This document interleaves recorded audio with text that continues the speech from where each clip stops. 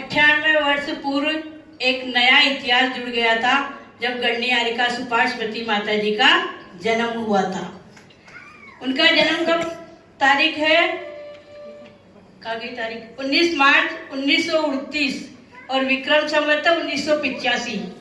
यानी आज माता जी यदि होते तो 98 साल का उनका मना रहे होते, उनके सानिध्य में 98वां आज लगता उनका। तो गणनियारिका सुभाषमती माता जी वो कहते हैं कि पूत के लक्षण पालने में ही दिखाई देते हैं। माता जी ने कभी भी पाठशाला में जाकर, जो अभी पढ़ाई का इतना बोझ है, इतना पढ़ते हैं, तो ऐसी पढ़ाई कभी भी सुभाषमती माता जी ने जाकर कोई पाठशाला या स्कूल में पढ़ाई नहीं की। उनका कहते हैं कि उनका कंप्यूटर दिमाग था। उनके पिताजी जो थे हरक चंद जी, तो मेरे को पूरा पक्का तो याद नहीं है कि मतलब शादी से पहले या बाद में एक वो जो पढ़ाती ना अध्यापिका जैन धर्म की, तो उसको लाए कि इस भाई को पढ़ाना है। तो पढ़ाने लगी शुरू से गति इंद्रिय जो भी होता है पहली क्लास से। तो सुभाषमती माता जी उससे आगे का सब कुछ उन्होंने सुना दिया। तो आके बोले कि वो तो पढ़ी पढ़ाई है, मैं उसको क्या पढ़ाऊं, जबकि उन्होंने जीवन में कोई किताब उठाकर उससे पहले नहीं देखी थी। उसके बाद भी उन्होंने इतने ग्रंथों की रचना की।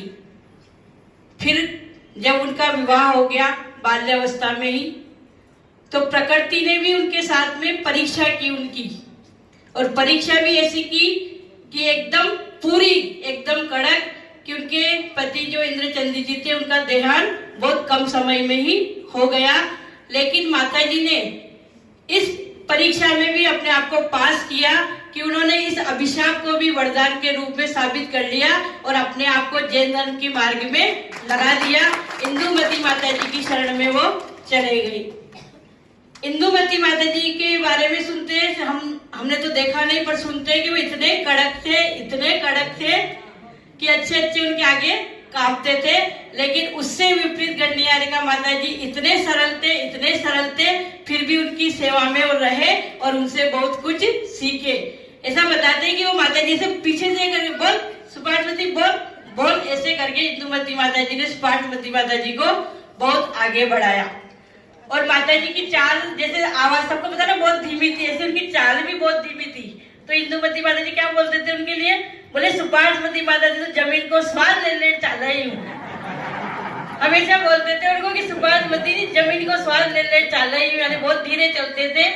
इतनी धीरे चाल से भी जब आरिका विशुद्धमती माता जी की समाधि होने को था, तो वो बहुत कम समय में विहार करके और विशुद्धमती माता जी की समाधि कराने के लिए वहां पर पहुंच गए, क्योंकि इच्छा थी कि मेरे से कोई बड़ी आरिका मेरी समाधि करवाने के लिए आए। और ये समाचार निर्मल कुमार जी सेठी सुभाषमती माता जी के पास लेकर गए। तो माता जी ने कुछ भी सुनने की देर थी, कुछ भी नहीं सोचा कि गर्मी का मौसम है या क्या होगा, कैसे पहुंचूंगी, उठा के चल दिए और जाके उनकी इतनी बहुत अच्छे से सुभाषमती माता जी ने समाधि करवाई।